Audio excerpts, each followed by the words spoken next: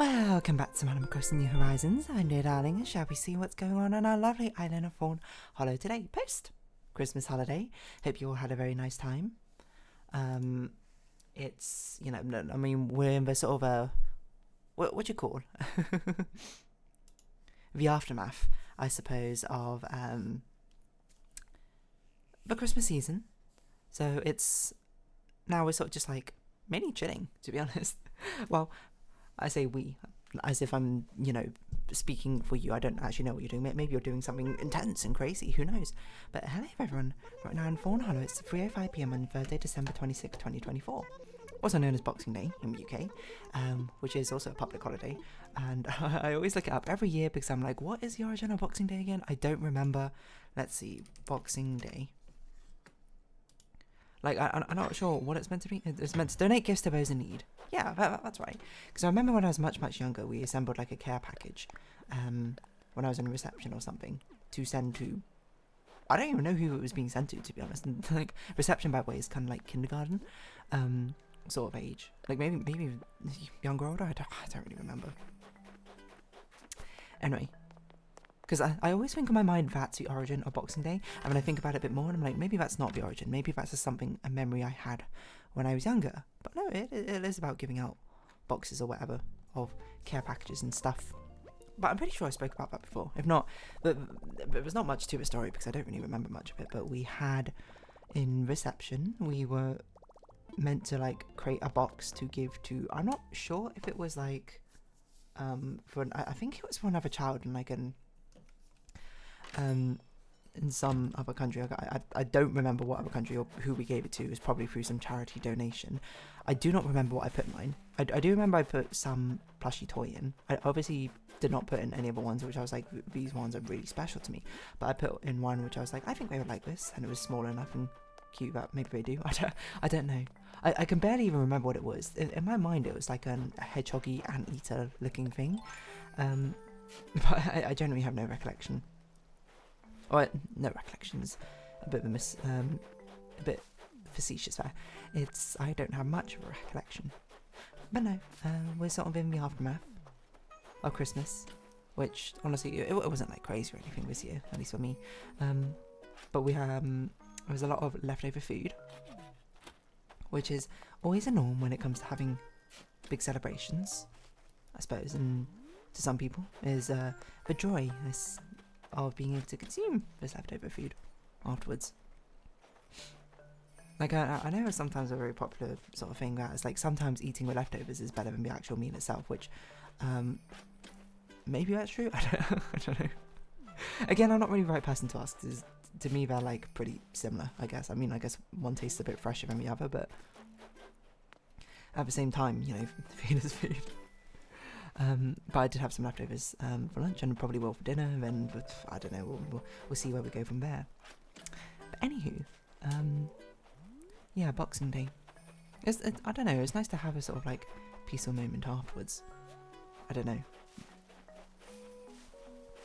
Everyone exchanges nice sort of festivities on Christmas. Now we're sort of looking to New Year. Kind of crazy. I was gonna go on a cabin journey, and I was like, why would I do that?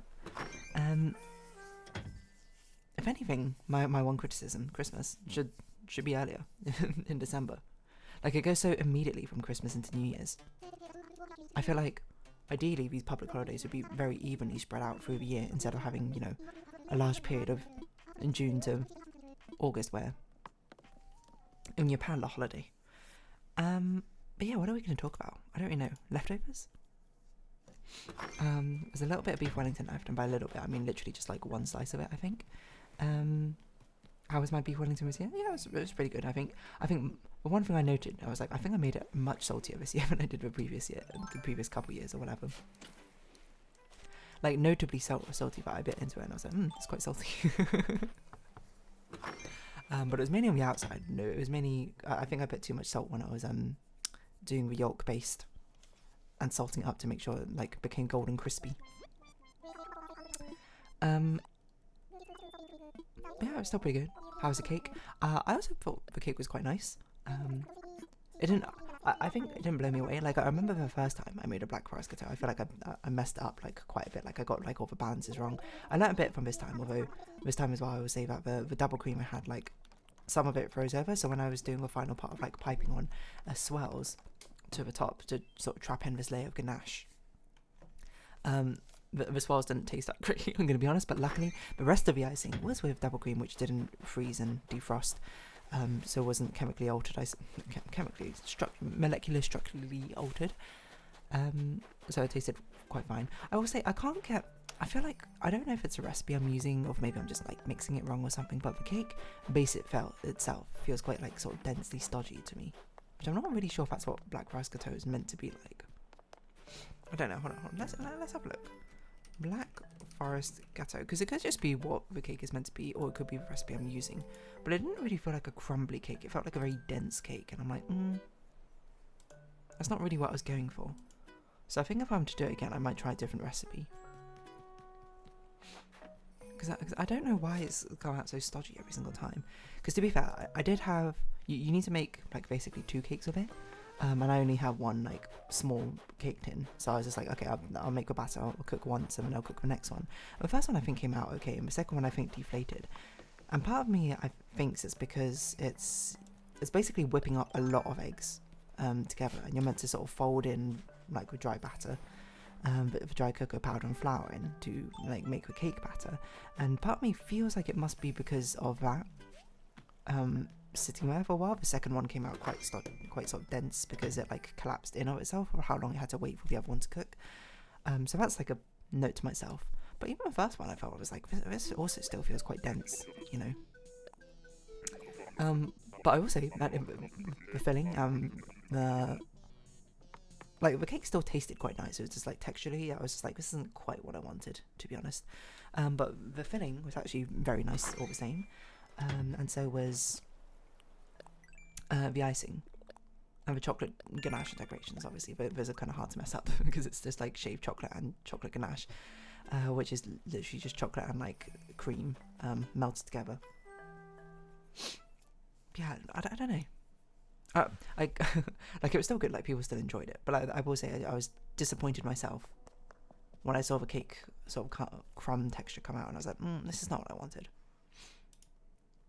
But I think it might just be the recipe, because I am looking at some like images of black forest gâteau, and some of them do look quite dense, to be honest. And I think I don't know, I kind of like a lighter, fluffier cake most times, unless it's a cheesecake. I guess cheesecake then should be a little bit dense. But I'm looking at some of these, and you know, some do look kind of like looks quite similar to this one, which is quite dense. So someday I should actually properly do the chocolate shaving thing, because what you're meant to do is you're meant to melt chocolate and like let it cool on like a big metal sheet, and then use like a spoon to like scrape it, or you can use a knife itself to scrape off these chocolate shavings. And I'm like, that is way too difficult or too much effort. I'm already putting in a lot of effort. I'm not going to do that. So I just grate the chocolate and then just like stick it on the side. But I will be honest, our chocolate shavings look much better than the grated chocolate does. But at the same time, it's a lot easier to grate chocolate than it is to shave chocolate. So yeah, I think it must just be recipe. I'm looking at this one. This one also looks quite dense. It also has a 1 star, to be fair. To be fair, so maybe this is not a good recipe. 1 star. I gave it 1. It's only got 1 rating. I see. Okay, so it's a bit biased by that nature. I don't know. Anyway, the beef Wellington was pretty good. We had a lot of other food as well. But yeah, I mean, I understand the perspective that leftover food tastes better than the actual meal itself sometimes. I used to think that a little bit was spaghetti for some reason. I'm not sure why spaghetti specifically, but I think if anything now it's more of association with nostalgia. Eating up like a reheated leftover feels surprisingly homely, I suppose, is a way to put it. It sort of like reminds me of, you know, eating meals when I was younger and having leftovers and eating them again or something. I think that's probably why, but there's some sort of nostalgia information baked into that. But I can't quite put my finger on what part of it makes it feel nostalgic, because it's not like leftovers is only like a childhood sort of thing. That's a thing throughout your life, probably. Do you think there's someone in the world who's never had leftovers before? Actually, probably now I think about it. They'd have to be reasonably rich to be able to have like a new course meal every single day or something. But you'd also have to like definitively choose never to eat leftovers. That seems difficult. But anyway.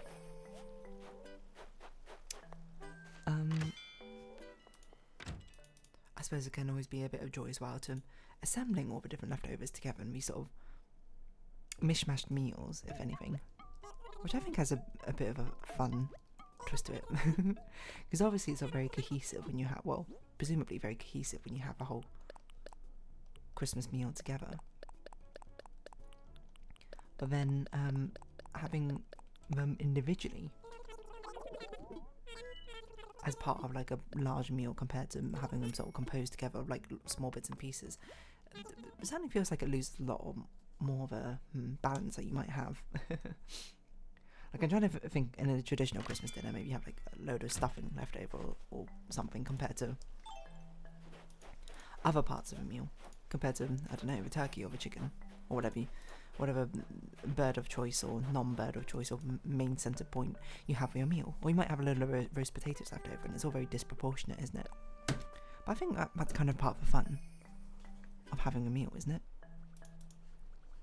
Being able to have a sort of odds and ends put together gives a certain je ne sais quoi about the actual meal you're eating, you know? Does that make sense? I don't know if that makes sense in a way that I think it makes sense, but it's the sort of thing where I'm just like, you know,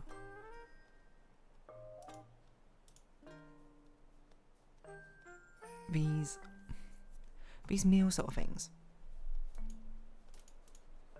putting them together after the fact, I almost want to say there's like a flare of creativity you can have with it, right? Obviously that's insane, because like what creativity are you going to necessarily have with leftovers?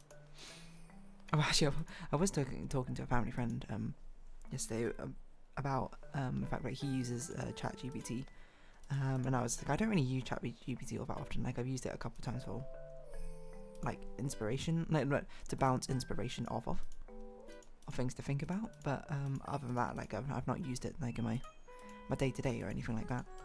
But he actually like enlightened me to a very good use of it, which I was like, that's actually a really cool idea. Is that he was like, you can just like put together the ingredients that you have like as leftovers or things in the fridge that you want to use up, and maybe like, can you give me some recipe suggestions based on this? And I was like, that's actually like a really cool idea.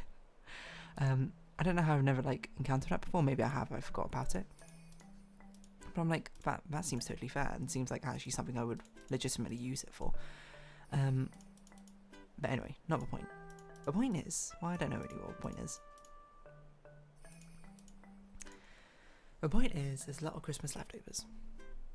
Probably throughout all houses right now.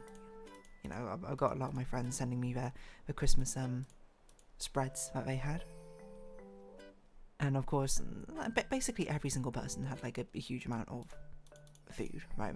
This is kind of how it goes.